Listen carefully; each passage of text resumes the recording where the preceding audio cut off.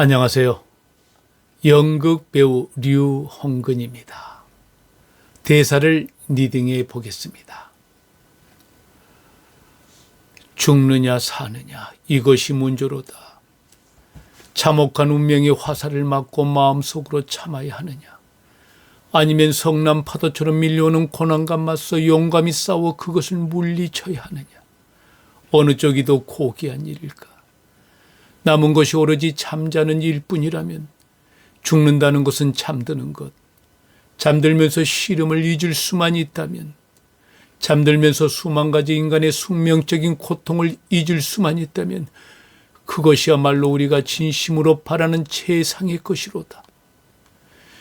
죽는 것은 잠드는 것. 아마도 꿈을 꾸겠지. 그것이 괴롭다. 이 세상 온갖 번민으로부터 벗어나 잠속에서 어떤 꿈을 꿀 것인가를 생각하면 망설여진다.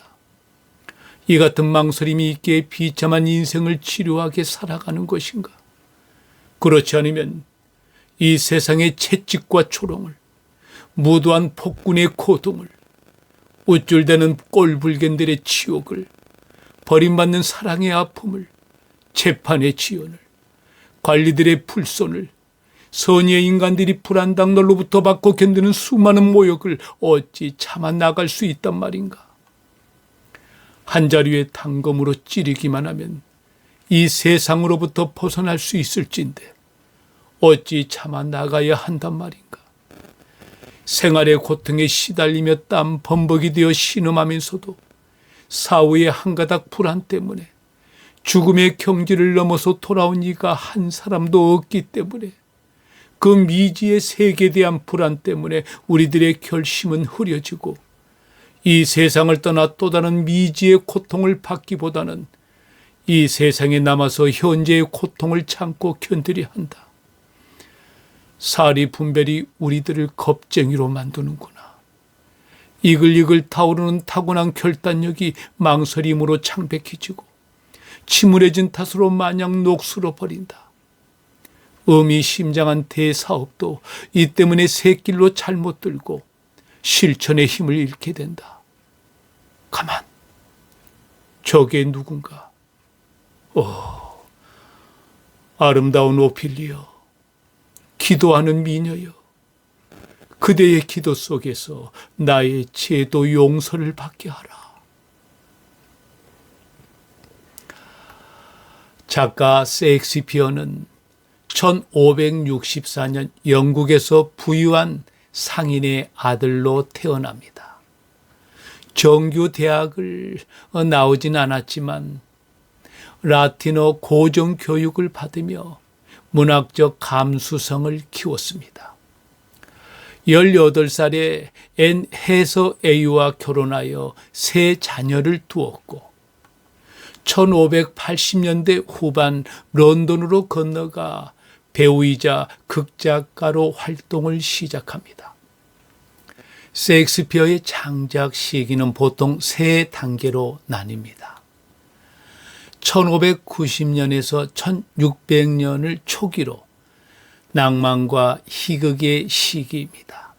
한여름밤의 꿈, 베니스의 상인, 시비아 등 재치와 사랑, 인간의 유의가 주된 테마의 시기입니다. 1600년에서 1608년을 중기로 비극의 절정기의 시기입니다. 햄릿, 오셀로, 리어왕, 맥베스, 인간의 욕망, 배신, 광기, 죽음 같은 인간 내면의 어둠을 탐구합니다. 바로 이 시기가 셰익스피어의 황금기라 불립니다. 1609년에서 1613년을 후기로 화해와 구원의 시기입니다. 템페스트, 겨울 이야기 등 인간의 용서와 회복, 인생의 순환을 다루는 시기입니다. 작가 셰익스피어는 언어의 마술사로 영어에 1700개 이상의 신조어를 만들어냈습니다. 보편적 인간 이해와 신분, 시대를 초월해 인간의 본성과 갈등을 깊이 탐구합니다. 무대와 언어의 혁명가로 이전의 종교극 중심 무대를 인간 중심 드라마로 바꾸며 현대 연극의 기초를 세운 인물로 평가받습니다. 작품 햄릿의 줄거리는 덴마크의 왕 햄릿의 아버지가 갑자기 죽고 왕의 동생, 그러니까 햄릿의 숙부죠, 클로디우스가 왕위를 이어받습니다. 왕비 거투르드, 햄릿의 어머니와 재혼까지 합니다. 얼마 후 아버지의 유령이 나타나 햄릿에게 이렇게 말합니다. 나는 너의 숙부 클로디우스에게 독살당했다. 내가 낮잠을 자고 있는데 클로디우스가 내 귀에 독약을 부었다. 복수하라. 내 아들 햄릿아, 복수하라. 유령의 말을 어디까지 믿을 수 있는 것인가? 햄릿은 광대들과 함께 연극 속 연극으로 확인까지 합니다. 햄릿은 복수의 의무와 인간적 양심 사이에서 고뇌하며 죽느냐 사느냐 그것이 문제로다 라는 명대사를 남깁니다. 결국 클로디우스를 죽여 복수를 완수하지만 어머니 여인 오피리어, 레오티즈 자신마저 죽음에 이르는 비극적 결말로 끝납니다. 연극 배우라면 남자는 햄릿을, 여자는 오피리어 역할을 꼭 해보고 싶어 합니다. 다시 한번 여러분과 함께 연기해 보겠습니다.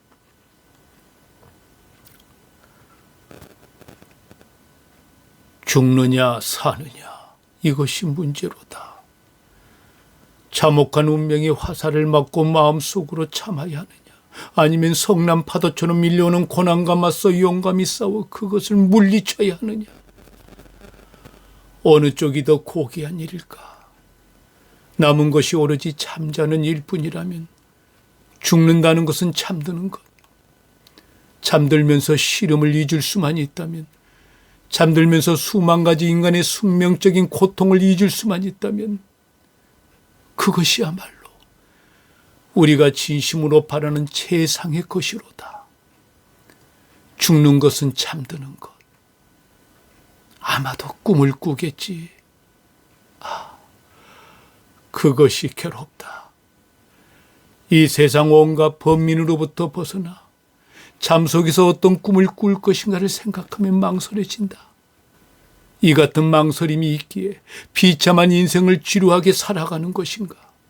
그렇지 않으면 이 세상의 채찍과 초롱을, 무도한 폭군의 고동을, 우쭐대는 꼴불견들의 치욕을, 버림받는 사랑의 아픔을, 재판의 지연을, 관리들의 불손을, 선의의 인간들이 불안당들로부터 받고 견디는 수많은 모욕을 어찌 참아 나갈 수 있단 말인가?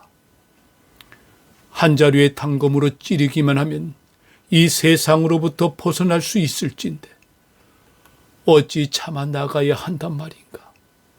생활의 고통에 시달리며 땀 범벅이 되어 신음하면서도 사후의 한 가닥 불안 때문에 죽음의 경지를 넘어서 돌아온 이가 한 사람도 없기 때문에, 그 미지의 세계에 대한 불안 때문에 우리들의 결심은 흐려지고 이 세상을 떠나 또 다른 미지의 고통을 받기보다는 이 세상에 남아서 현재의 고통을 참고 견디려 한다. 사리 분별이 우리들을 겁쟁이로 만드는구나. 이글이글 타오르는 타고난 결단력이 망설임으로 창백해지고 침울해진 탓으로 마냥 녹슬어 버린다. 의미심장한 대사업도 이 때문에 새길로 잘못 들고 실천의 힘을 잃게 된다. 가만, 저게 누군가? 아름다운 오피리어, 기도하는 미녀여, 그대의 기도 속에서 나의 죄도 용서를 받게 하라. 인생에 정답이 없듯이 연기도 정답은 없습니다. 각자의 보이스를 가지고 표현하는 겁니다. 연기자들이 가장 크게 생각하는 것이 관객에게 역할로서 인정을 받는 것입니다. 연기자의 운명은 관객들에 따라 결정됩니다. 좋은 배우, 훌륭한 배우, 명배우가 되는 길은 관객들이 결정하는 겁니다. 그 첫 번째 관객이 연출이고 감독이고 스태프이고 동료 배우들입니다.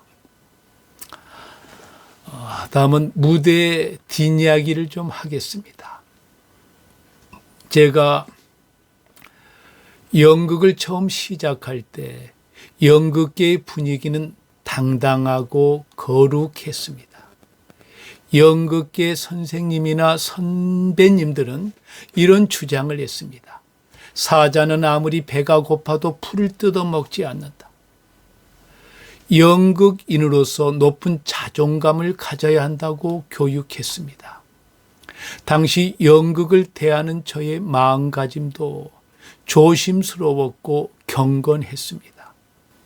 인간의 행위를 무대 위에서 재현하는 것은 성스러운 행위라고 배웠습니다. 그래서 작은 역할의 대사 한마디도 제대로 표현하기 위해 혼신을 다해 연습했습니다. 연극 무대 위에 작은 역할은 없다. 다만 하찮은 배우가 있을 뿐이라고 말했습니다. 정말로 연극 무대를 성스럽게 생각하며 연극에 임했습니다. 그때 선배님들 중엔 연극은 종합예술이고 순수예술이다. TV나 영화 촬영을 거부하고 연극 무대만을 고집하는 선배님도 계셨습니다. 당시엔 배가 고프고 힘들었지만 연극인은 교양 있는 신사와 숙녀가 되어야 한다고 말씀하셨습니다. 연극인으로서 높은 자존감을 가지고 살았던 것 같습니다. 그런데 지금은 연극인으로서 그때의 자존감은 모두 사라졌습니다. 무대 또한 성스러운 무대가 되지 못하고 흥행을 위해 돈벌이를 위한 무대로 변질되었습니다. 그런 점은 정말 많이 서글픕니다. 무대 위에서 사람의 행위를 성스럽게 생각한다는 것은 사람이 사람을 존중한다는 겁니다. 배우 유홍근 채널에서는 좋은 희곡이나 대본을 가지고 대사 중심으로 함께 리딩하고 연기하며 현실의 삶과 연기의 삶을 그리고 연극 뒷이야기도 함께 나누는 시간을 갖겠습니다. 배우 유홍근 채널 구독과 좋아요, 알람 설정은 제게 큰 힘이 됩니다. 감사합니다.